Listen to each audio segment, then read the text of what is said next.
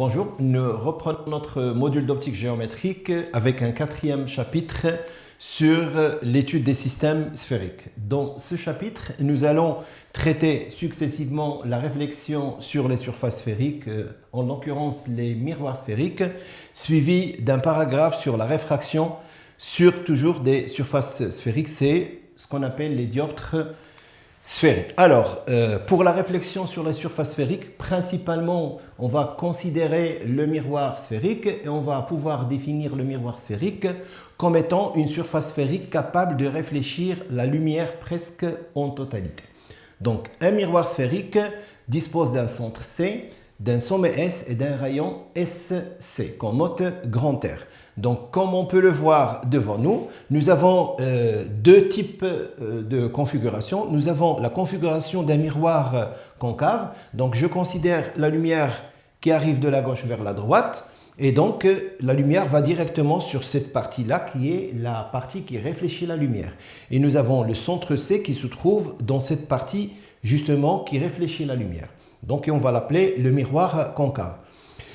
L'autre configuration, ça va être le miroir convexe et c'est plutôt le centre C qui se trouve dans la partie qui ne réfléchit pas la lumière. C'est cette partie qui se trouve derrière. La face de devant, c'est par où arrive la lumière, c'est le milieu d'entrée. Et donc, on va définir ce qu'on appelle la configuration type convexe. On va devoir différencier entre le concave et le convexe grâce à la valeur algébrique SC. Donc, dans la première configuration, SC, valeur algébrique est inférieure à 0. Et dans le miroir convexe, la valeur SC est supérieure à 0.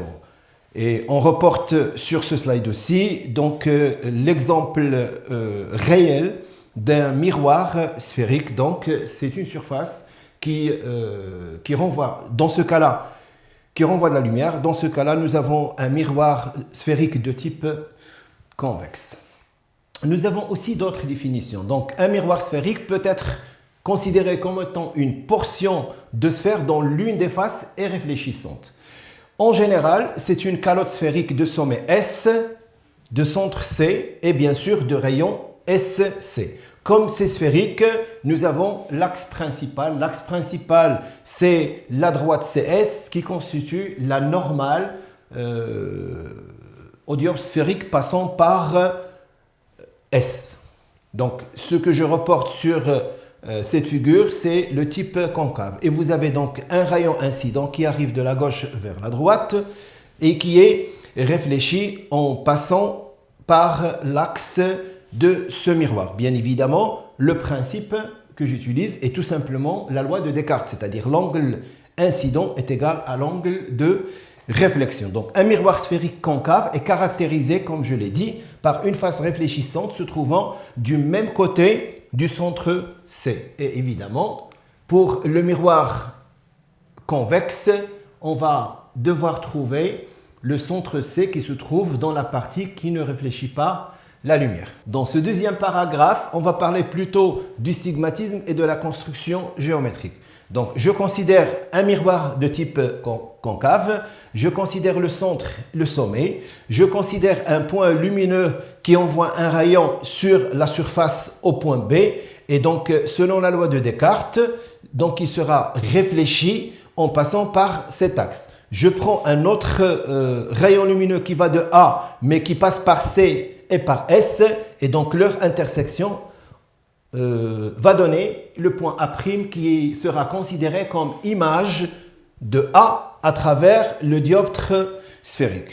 On reporte un petit peu les explications. Donc, on envoie maintenant un autre rayon lumineux suivant une autre incidence. Donc, on peut considérer une autre incidence. On change l'angle d'incidence. Je rappelle que l'angle d'incidence est défini, comme on l'a vu dans le chapitre 1, l'angle qui est coincé entre la normale et le rayon incident. Et l'angle de réflexion, c'est l'angle qui se trouve entre la normale et le rayon réfléchi. Je rappelle que pour cette surface sphérique, la normale, ce sont toutes les droites qui passent par la surface et qui passent par C.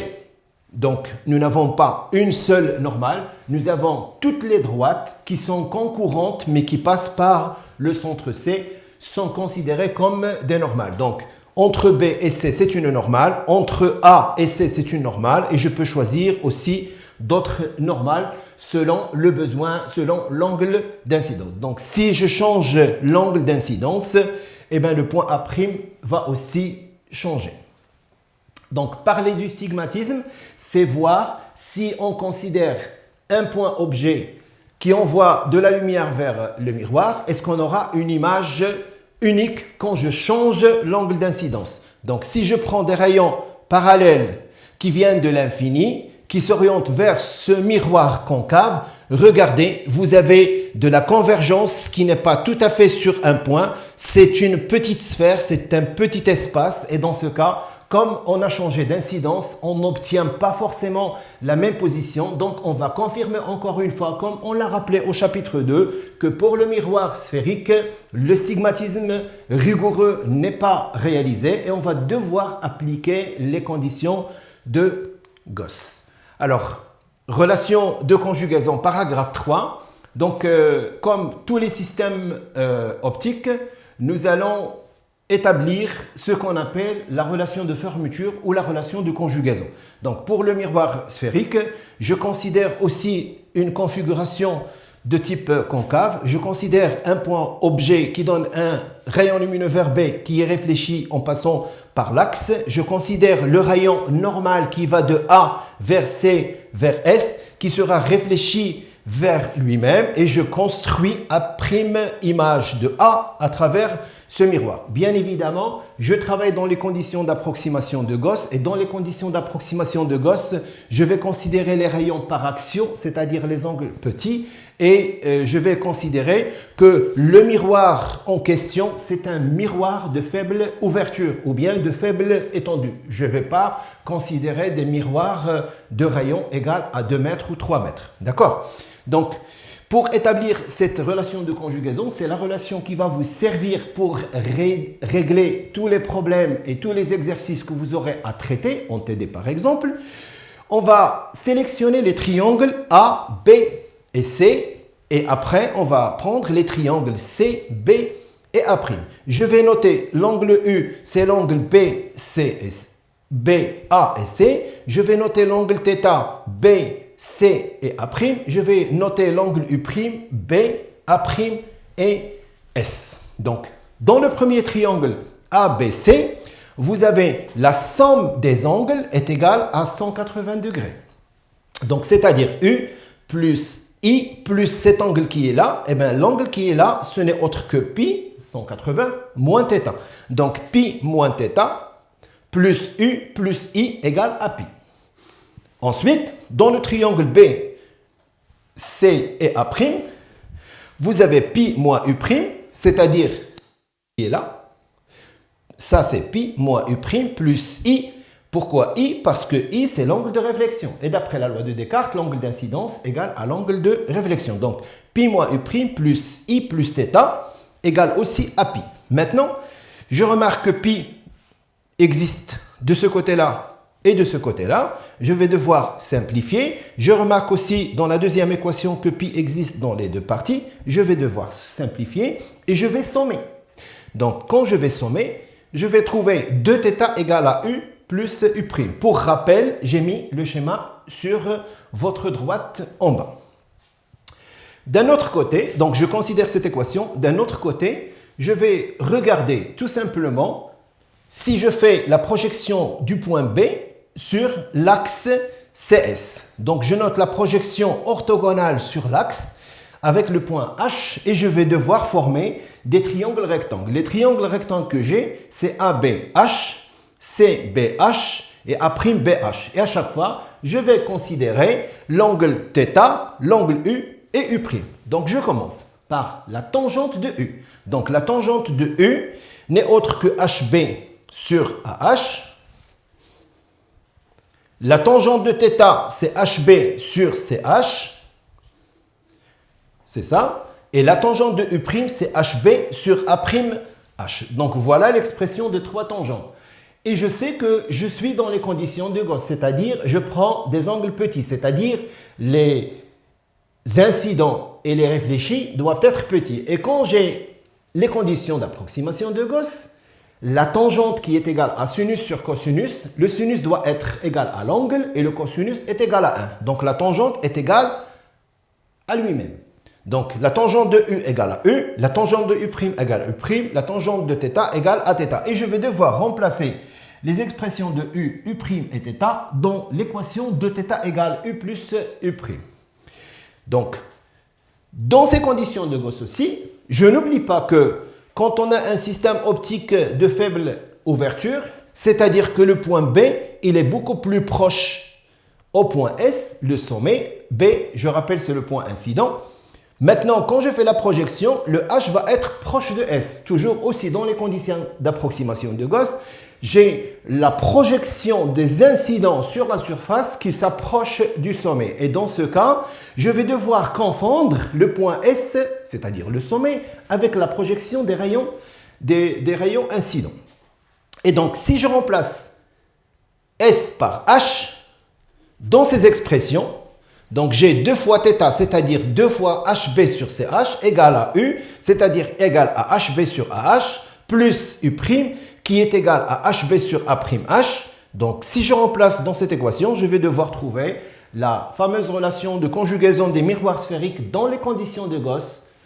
C'est 2 sur SC égale à 1 sur SA plus 1 sur SA'. Et je répète bien, 2 sur SC égale à 1 sur SA plus 1 sur SA'.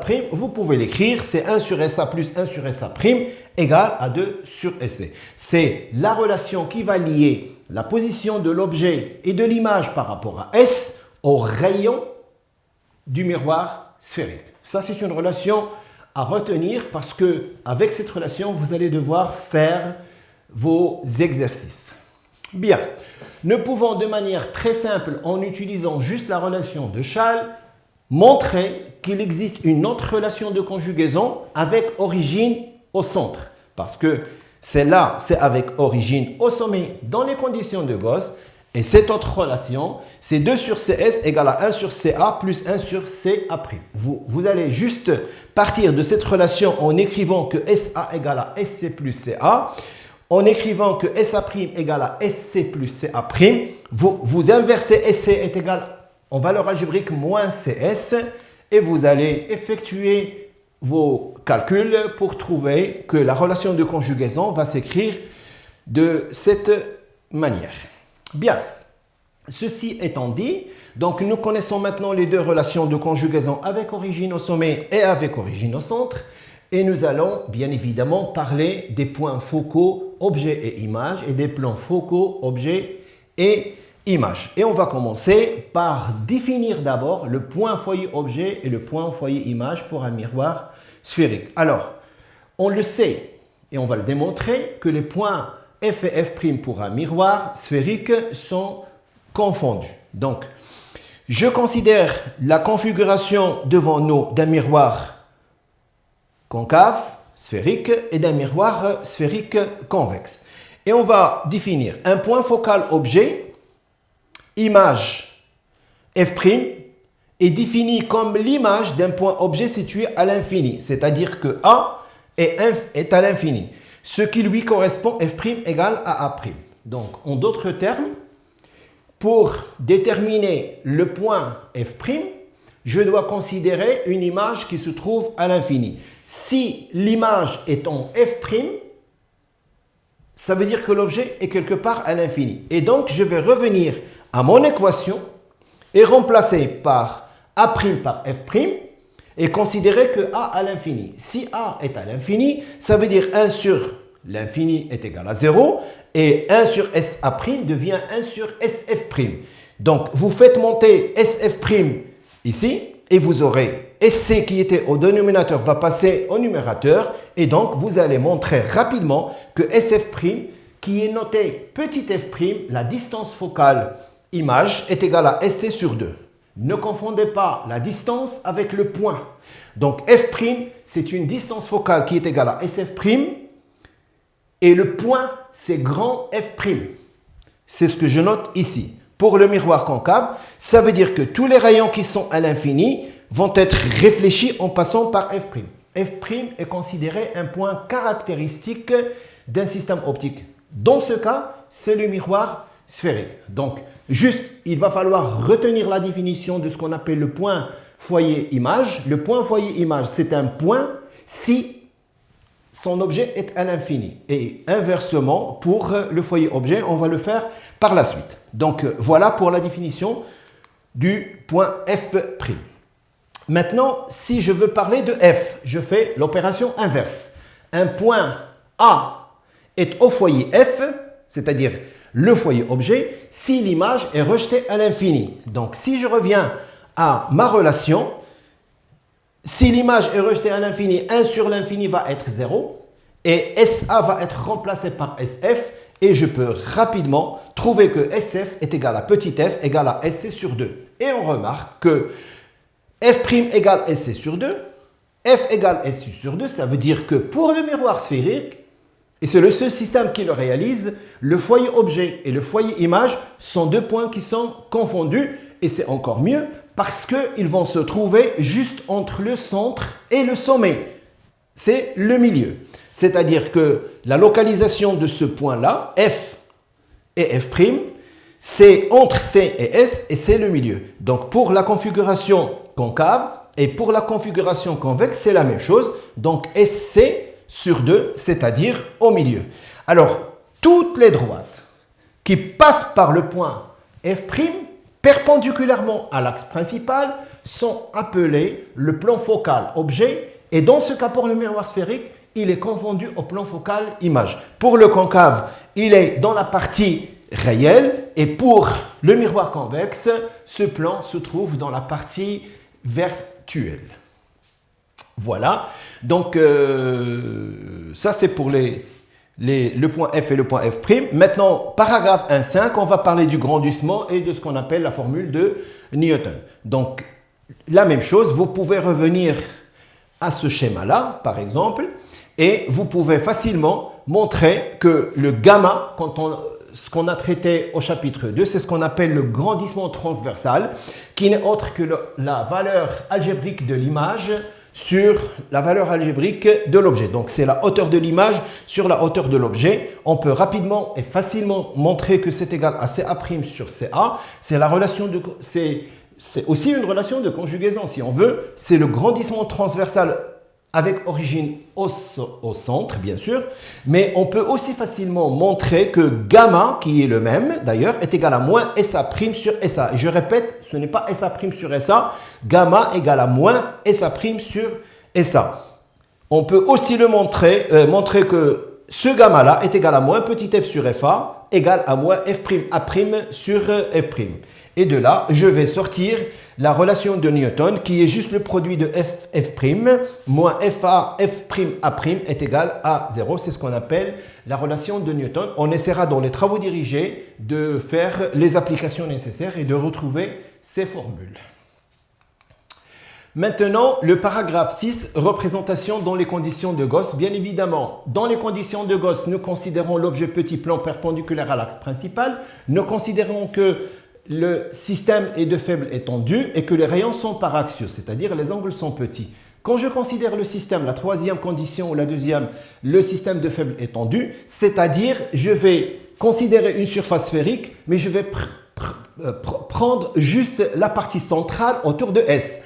Juste pour imaginer que la courbure autour de S devient comme une surface aplatie, plane. Et donc, je considère le point S et le point C et la représentation dans les conditions de Gauss suggère que ça est un petit peu aplati. En fait, c'est une courbe qui est arrondie, mais autour de S, on va considérer que c'est quelque chose comme un plan. Ce n'est pas tout à fait un plan parce que si vous prenez le point d'incidence ici, leur projection va être sur S et rappelez-vous que c'est exactement ce que j'ai utilisé ici, c'est-à-dire que H et S sont très rapprochés. Donc, on a un petit peu imaginé la situation en prenant des plans aplatis ici, mais ça reste quand même une surface sphérique pour le concave et bien évidemment pour le convexe. Maintenant, pour les applications, il va falloir qu'on change un petit peu entre les points.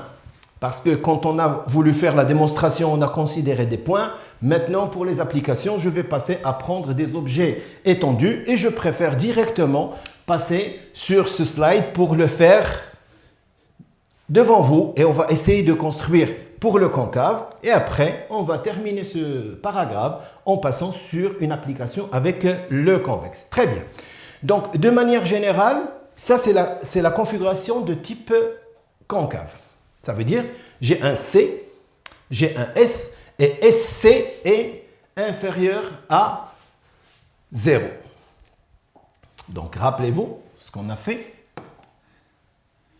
Je vais peut-être prendre le rouge. OK. Donc regardez que SC est inférieur à 0. Ça veut dire que je suis dans la configuration type concave. Je sais que F égale F' égale SC sur 2 et bien sûr est inférieur à 0 aussi. Parfait. Maintenant, le point F, il est confondu avec F' et je considère un objet dans cet espace.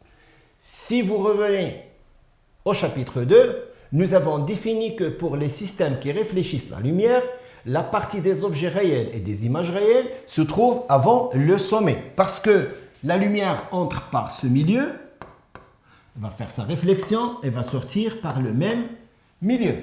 Donc je suis dans la situation objet réel. Alors, nous avons dit que ce miroir sphérique ne présente pas un stigmatisme rigoureux pour l'ensemble des points de l'espace. Sauf dans deux cas à retenir. Le centre C, c'est un point par où passent tous les rayons incidents et vont être réfléchis parce que c'est ce qu'on appelle une normale.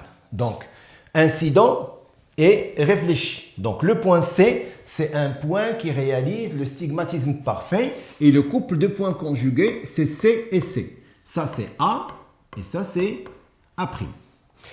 Aussi, d'autres types de points, ce sont les points qui sont sur la surface, qui sont juste sur la surface.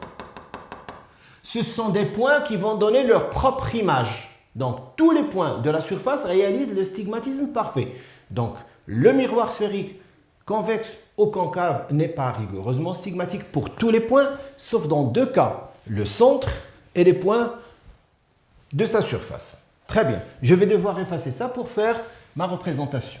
Donc, je note bien sûr θ et j'efface et je vais reprendre. Très bien. Donc, je considère un objet réel qui se trouve avant le centre C.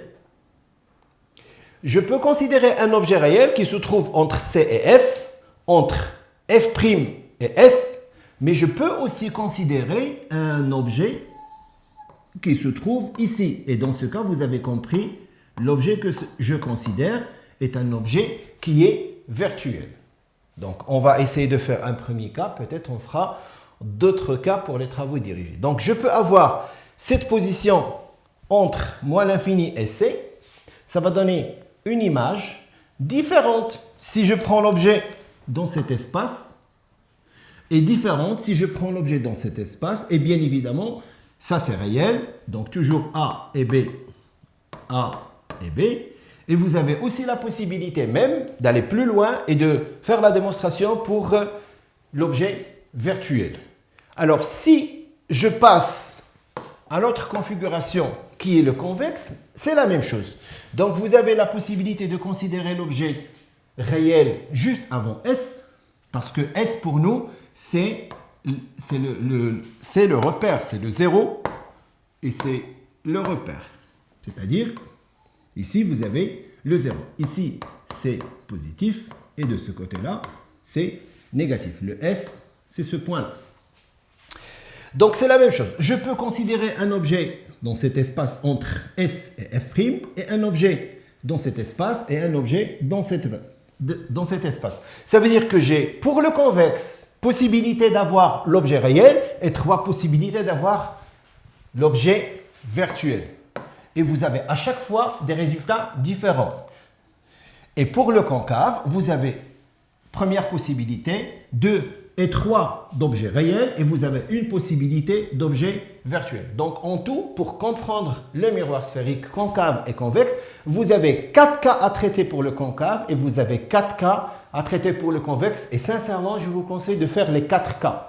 Donc, tout ce qui est objet réel, ce n'est pas compliqué, mais tout ce qui est objet virtuel, c'est un petit peu compliqué à concevoir. Et le pire, c'est quand vous allez travailler le miroir sphérique convexe avec objet virtuel.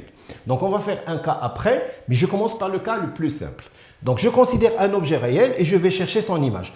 Bien évidemment, comme on l'a dit dans le chapitre 2, pour trouver l'image d'un point, j'ai besoin de 2 rayons. Et je vais prendre les plus simples. J'ai le centre, j'ai le foyer et j'ai le sommet. Le sommet, ce n'est pas un point caractéristique. Ce n'est pas un point particulier. C'est le centre qui a la propriété du stigmatisme, par où les rayons passent, ils sont réfléchis, incidents et réfléchis, sans changement de direction. Et le foyer F, quand un rayon arrive parallèle, il va passer par F'. Mais quand un rayon passe par F', il sera renvoyé parallèlement. C'est ce qu'on a vu dans les propriétés des foyers objets et images. Maintenant, je prends un cas. L'objet est un objet orienté vers le haut. C'est un objet de faible étendue. C'est une source de lumière. Et le point B va donner un rayon par C qui est réfléchi par lui-même. J'ai rien à faire.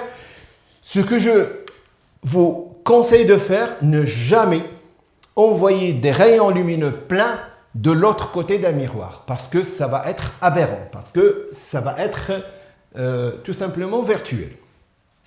Donc j'ai besoin d'un autre rayon et je veux prendre le plus simple. Alors le plus simple, c'est le rayon qui va passer tout simplement parallèlement à l'axe principal. Je ne sais pas si je fais les choses correctement, ça m'étonne. Il va passer par... vous m'excusez parce que la distance elle est grande. Mon trait n'est pas tout à fait rectiligne. Or, la lumière se propage de manière rectiligne. Donc, l'image de B va être ce point-là. Pourquoi? Parce que ce point, c'est l'intersection entre le rayon qui vient de l'infini, c'est celui-là, qui est réfléchi en passant par F'. Et le rayon qui passe par le centre C, il est réfléchi sur lui-même. Et ce point-là va être l'image de B'. Je sais que l'objet, il est plan et perpendiculaire à l'axe principal. Et donc, si je fais juste la projection sur l'axe, je vais avoir ce point qui va être A'. Et dans ce cas, A'B' va être mon image réelle à travers le miroir sphérique concave. Donc, petite interprétation, parce qu'on va devoir vous demander toujours la nature de l'objet et de l'image. L'objet, il est réel. Et l'image, vous avez remarqué qu'elle se trouve dans cet espace de sortie de la lumière. Donc, elle est aussi une image réelle. Alors, l'objet est vers le haut et l'image est vers le bas. Donc, gamma va être négatif car c'est A'B' sur AB. Et ce sont deux valeurs algébriques de signes contraires. Mais par contre, l'image, elle est plus petite et l'objet, il est plus grand. Donc, gamma va être inférieur à 1. Mais en valeur absolue. C'est-à-dire gamma va être peut-être moins 0,3. Je dis un exemple. Donc ça va être plus petit que 1 et ça va être négatif parce que l'image elle est plus petite. D'après ça, parce que gamma n'est autre que A'B' sur AB. Voilà ce que je peux vous dire concernant cette configuration. Donc, après le concave, on va passer à la situation du convexe. Et je considère bien sûr un miroir convexe, un sommet, le foyer image, le centre, et je prends un objet. Donc, vous avez compris, tous les rayons qui passent par B et qui se dirigent vers C vont être réfléchis, incidents et réfléchis sur eux-mêmes. Parce que le point C et la surface, ça représente le rayon. C'est-à-dire, tous les rayons, c'est des droites qui sont normales. Maintenant, pour avoir l'image de B, j'ai besoin de prendre un deuxième rayon. Je prends le rayon qui va venir parallèlement, c'est ce rayon-là. Donc, le rayon qui va venir parallèlement. Donc, il va avoir, donc, bien sûr, une réflexion, mais avec un retour en pointillé par F'. Donc, si je fais les choses comme ça correctement, ça va être comme ça. Et donc, ils vont se croiser vers ce point-là, et ça va être l'image de B, c'est B', et puisque l'objet et étendue perpendiculaire, je vais avoir A'B' comme ici. Donc A'B', c'est l'image de AB à travers le miroir sphérique convexe. Bien sûr, AB est vers le haut, A'B' est vers le haut, donc gamma est positif, mais gamma est plus petit que 1 parce que A'B' est plus petit que AB. Donc gamma est plus petit que 1. Peut-être gamma va être 0,9 ou quelque chose comme ça, d'après le schéma, bien sûr.